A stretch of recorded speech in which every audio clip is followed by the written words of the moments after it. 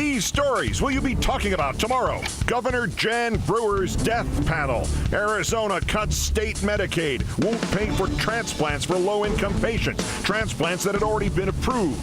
Francisco Felix was in the hospital being prepped for his liver transplant. His wife, Flor. The liver is gone because we don't have the money. Randy Shepard had been approved by the state for his transplant until they yanked the prospect of his new heart out from under him. Well, as of October 1st, due to the budget cuts, Access has said they're unable to pay for the transplant. The cuts save Arizona $4.5 million. Governor Jan Brewer and Arizona's Republican legislators could kill 98 of their citizens for $4.5 million. Our guests, Randy and Tiffany Shepard and Francisco and Flor Felix.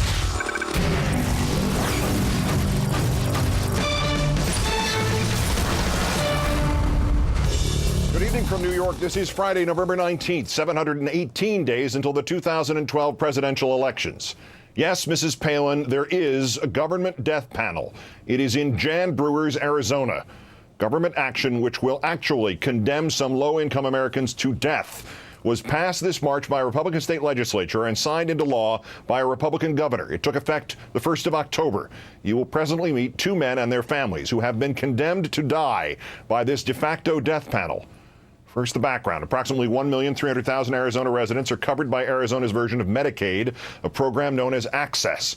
Faced with a massive deficit, Arizona lawmakers asked Access to identify possible spending cuts. Access got advice on these cuts from two companies, one of them owned by the same subsidiary of United Healthcare that provided insurance companies with data that helped them push costs onto patients.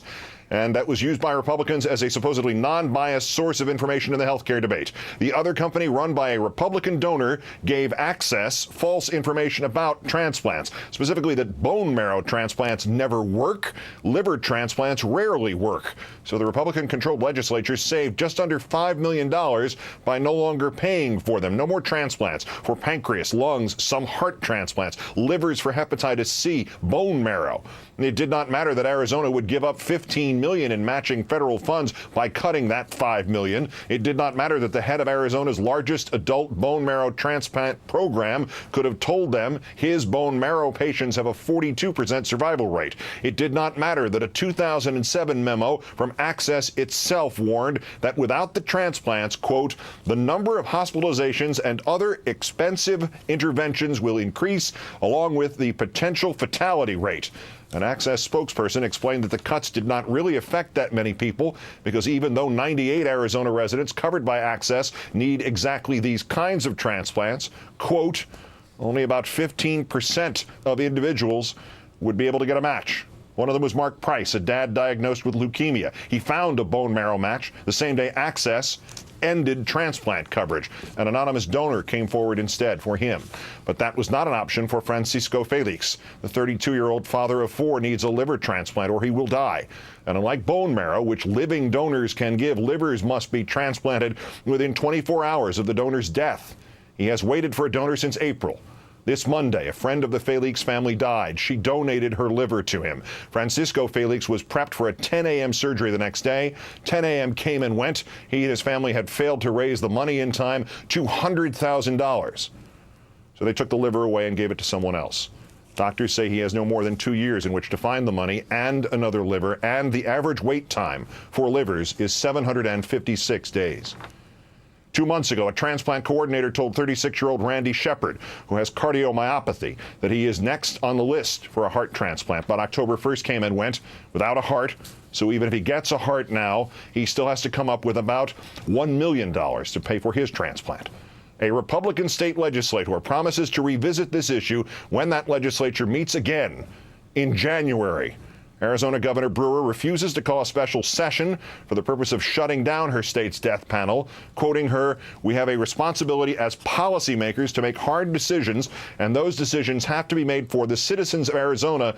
Tough decisions, not an easy job for the legislature or me."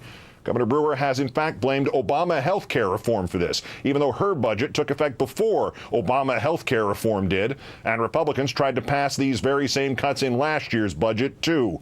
She has refused the request from transplant centers to call that special session unless someone can suggest how to cover the Access program's total billion-dollar shortfall. Arizona Democrats, meanwhile, have suggested she use federal stimulus money to fill the transplant gap. Brewer has refused, even though she was willing to use $1.7 in stimulus money just last year to repair the roof of the Veterans Memorial Coliseum. As promised, now we're joined by Francisco Felix and his wife Flor and their daughters Carla and Jennifer and Jessica and Carmen. And we're also joined by Randy Shepard, his wife Tiffany, and their children Nathan and Kelsey and Krista. I'll say good evening to all of you at the same time. Krista, happy birthday, and thanks to everybody for all of your time tonight. Thanks. All right. Thank you. It's good to be on here. Thank you all. Flor, let me start with you. Hi. I know your husband does not speak English. We'll direct most of our questions to you, but I'd like to start by asking you to thank him for being with us and ask him how he's feeling tonight. You want me to ask him? Yes, please. Dice, ¿cómo te sientes ahora? Ahora me siento un poco mejor, He feel better than the last days. pero días pasados andaba un poco desesperado por lo que nos había pasado. Last day he was getting some desesperated because what was happening. So tell Now, us for what happened on Monday Yes. night and then Tuesday morning at the hospital. Tell us what that was like. okay, well, what happened Monday night, I get a phone call from my friend.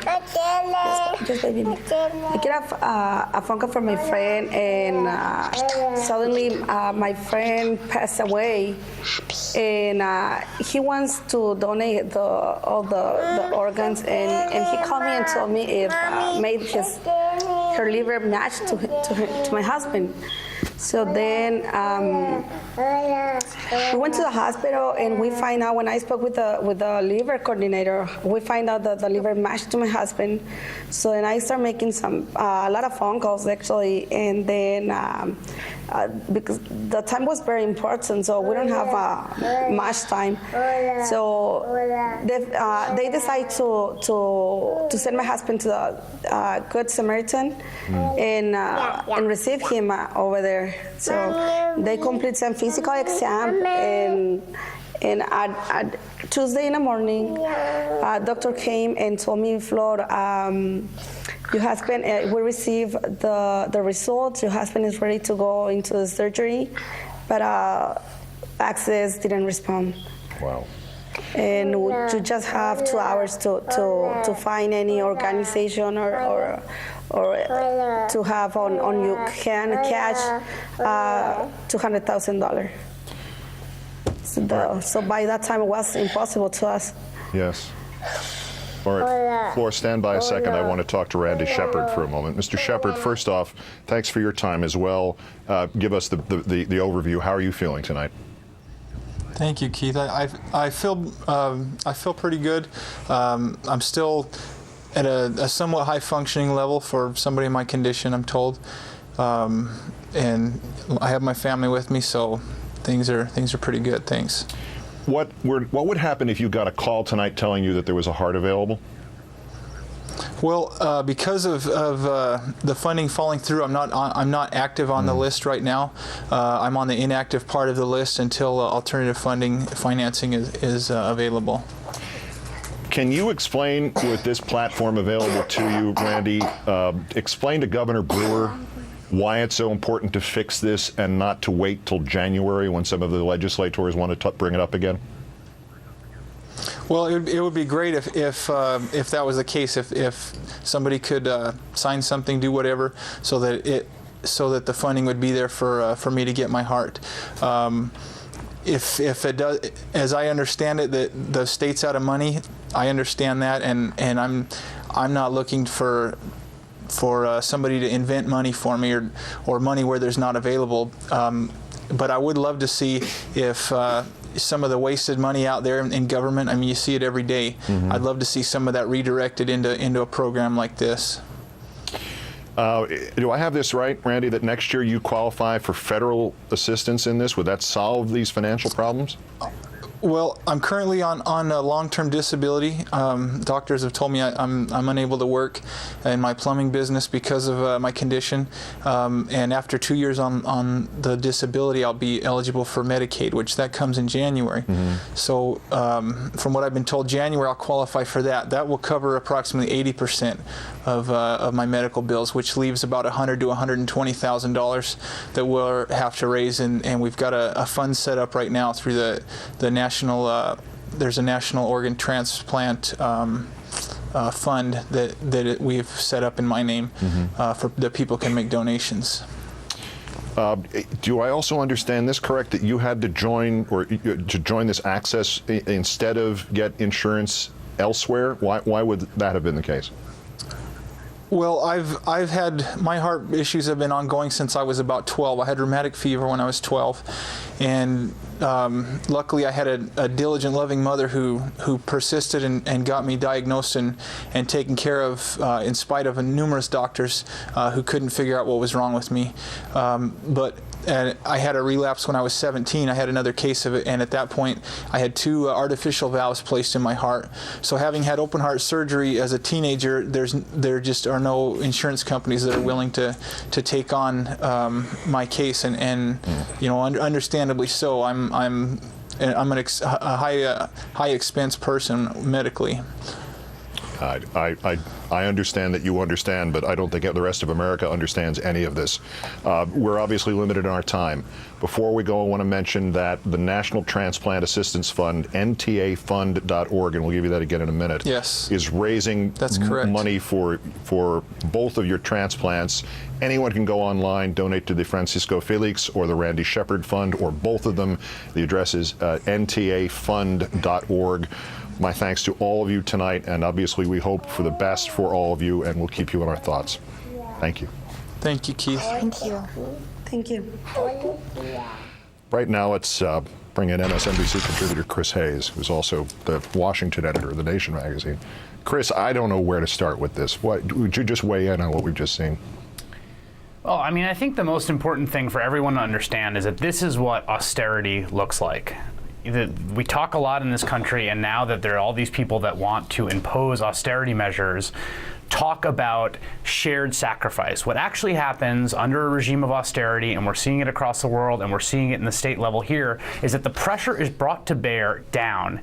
And those parts of society that have the most amount of power and resources and will to resist that pressure are able to sort of maintain what they need. And those who are the most marginal, the most politically disempowered and alienated, they're the ones that bear the brunt of austerity. So we are not talking about a universe of shared sacrifice when we talk about austerity. No matter what the rhetoric is, it is going to come down hardest on the people who are most dependent on the social safety net. And that's what we're seeing in this case.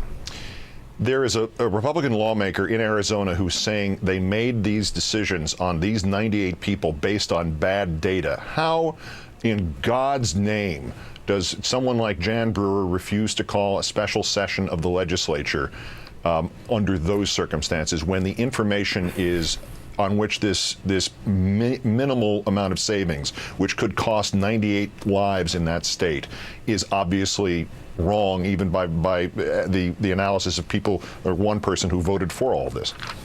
I think the short answer to that, well, 2 answers. One, I have no idea. Yeah. But if I had to guess, what I would say is that the political calculation is that the people who are impacted by this small number of people who don't necessarily have resources, and thank God there's some publicity for it now, that they are not going to take political flesh from her, right? That she's not going to pay a political price for this. And I don't want to get too sort of abstract here, but like, we live in a country right now when banks have to run to the federal government. We rush and we drop everything and we pass a bailout, and they're going to go and have record bonuses this year. Meanwhile, at the same time that billions of dollars of bonuses in Wall Street are happening, what's happening in states around the country, this is an extreme example, but the social safety net is being gutted in states around the country for people that don't have the lobbyists in Washington that Goldman Sachs have.